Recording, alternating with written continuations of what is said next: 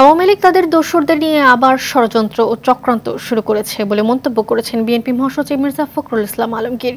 ঠাকুরগাঁওয়ে যাওয়ার পথে দিনাজপুরে এক পথসভায় তিনি বলেন, শেখ হাসিনার নির্দেশে শত শত ছাত্রকে হত্যা করা হয়েছে, আর এখন ভারতে গিয়েও ষড়যন্ত্র শুরু করেছেন। আওয়ামী লীগের সাথে কোনো আপোষ হতে পারে না বলেও জানান মির্জা ফখরুল। এর আগে সৈয়দপুরে এক পথসভায় তিনি জানান, হিন্দু সম্প্রদায়ের উপর কোনো ধরনের হামলা হলে নেতাকর্মীদের তা প্রতিহত করতে হবে।